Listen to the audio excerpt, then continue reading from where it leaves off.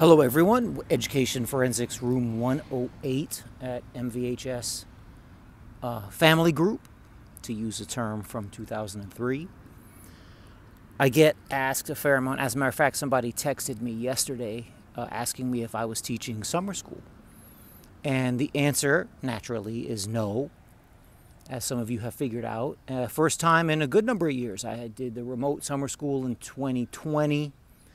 And then the 2 summers after that, 21 and 22, I taught English in summer school, and this year I'm not. And people are confused about that. Not confused like what's going on, but why not take the extra money? Remember, summer school, the hours aren't that bad. I think we would start around 8:30 plus or minus 30 minutes, and we were done, I think, at 1 o'clock. Maybe we were done at 12:30, and then we could leave at 1, and there's no summer school on Friday.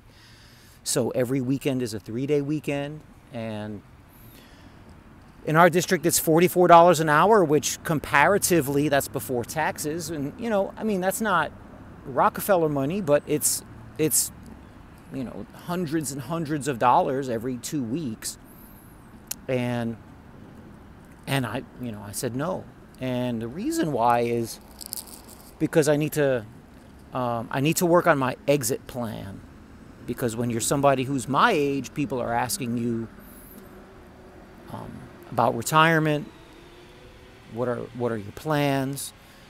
And it's at the stage now where I'm of the mind that it's really not, I don't know about normal or natural, but it feels funny having done the same thing for 25, 26 years. And adding to that during the summer wasn't really part of the game plan.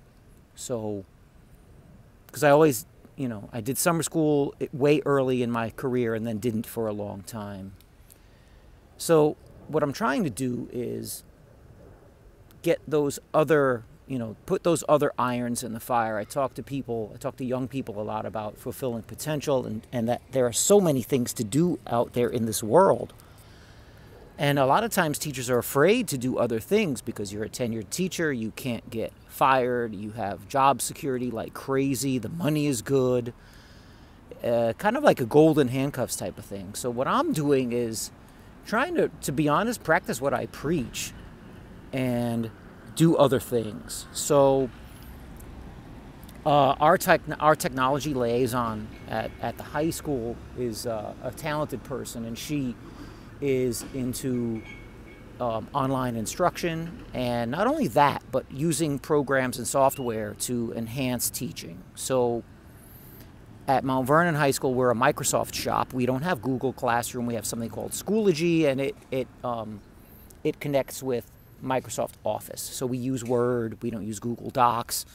We use PowerPoint, stuff like that. We're not on the Google platform. We're on the Microsoft platform. So what I'm trying to do and have started is getting deep into the Microsoft Teach, the Microsoft Learn platform, and become an expert so that I can, while working at the high school, help, instruct, turnkey, become the point person, a person of substance when it comes to teaching on the Microsoft Learn platform. And what that means is taking classes. I got my first badge yesterday for the use of artificial intelligence and how it can play a role in instruction and planning, things like that. So, the idea would be that, I leave the teaching profession in a few years, and I can consult, I can run workshops, I can become a technology liaison like she is. I have options and the knowledge base to do it without embarrassing myself. So that's one of the irons in the fire. The other one is online sales. I have spent money to learn and to get programs to sell informational products on the internet.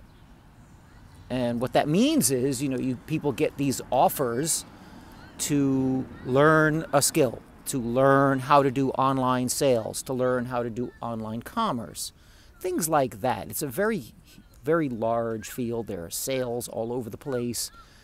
And I've spent money on programs to learn how to do that and never seen it through. I didn't see it through last year. Why? Because I was teaching summer school, and my plan was to come home and work on the online sales thing, and no. Come home, tired, got to, get the exercise in. Then the last thing I feel like doing is sitting at my desk and learning about sales funnels and getting an email list and those kinds of things. So so the plan is to really learn how to do online sales. I bought a reasonably expensive product. I paid for a product to learn how to do this and sell products. It even gives, the thing I bought was expensive because it gives you some products to sell, ticket items, ready made. You get the license to sell it, and you learn how to get to create sales. And in a nation where more and more people are doing online sales, and now that you have to have the abundance mindset, right? Because here's the thing. I work with teachers, and I know a lot of people, and maybe even people listening to this, but oh man, everybody does that. Oh, there's online sales, and you can't do that. And, well, there are people out there making good money. Are they smarter than you are? There are people that go and work part-time and make more money than I make, than you, than a lot of people, and they do a lot of online commerce. They're not any smarter or better than you. What they have is a different mindset. And they'll see somebody making good money, and probably most people know somebody. I know 2 or 3 people who do a ton of business online. And, I mean, they make enough money that I wonder why they even work, but everybody has their thing and they want to stay busy. I get it. And so they have the abundance mindset, not the zero-sum mindset. Like, I used to kind of be one of these people like, oh man, everybody does that. But that was the internet boom in 2008. And that's the wrong attitude. The right attitude is there are millions of people who don't know who you are, want what you have to sell, and you've got to put it in front of them. And you can make good money. I don't need to be a multimillionaire. The a little extra sugar to pay some bills is a very big difference maker for me. Some credit card debt left, get rid of that. So Microsoft, online sales, those are the 2 big ones. I also write for Curtis Schoon's website, schoontv.com, and he pays me per article. So I write an article, send him an invoice in PayPal. He gave me a shout out in his last live stream, Schoon TV, his YouTube channel. And that keeps me fresh writing, as does the people who see this on my Substack page. And that's one of the other things. Right? In addition to writing for Schoon, I have 200 plus people on Substack on the subscriber list, and I like to share what I do, and people seem reasonably interested in learning stuff and getting information from just a regular person. I'm a regular guy, just regular working Joe, and happen to be a public school English teacher, and people enjoy the delivery, and so I want to provide content regularly for Substack. So those are really the big 4: Microsoft, learn, online sales, how to do, knowledge products, create a funnel. I've never done any of this stuff really. I have a decent-sized email list.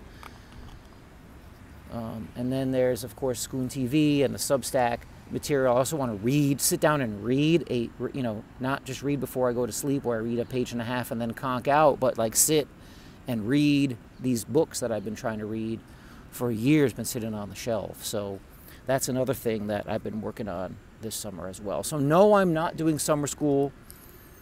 I'm trying to practice what I preach. I'm trying to, get these things done. I share my progress because, to be honest, at the end of the day, this is something that I not only want to show my own children, but students as well. Be like, look, this is what I do. Here's how I do it. And here are the results, both socially, intellectually, spiritually, philosophically, and yes, monetarily, right? Everybody wants to know, oh, did you make money? And, you know, are you getting paid for this and that? And, you know, how do you make the connection and this kind of stuff? So it's sharing times that have been successful and mistakes that have been made, both in career-wise and money-making business-wise. So that's really the motivation. So no, I'm not in summer school trying to do these other things, trying to get out of my own way and not be lazy, which is part of the battle for sure, I think, with many of us. So that's it. Did well on this one. Didn't start rambling under 11 minutes. And I'll talk to you guys next time. Send a comment. Let me know how things are going. I know many of you know me from years past, and it's always good to say hello. Okay, talk to you next time.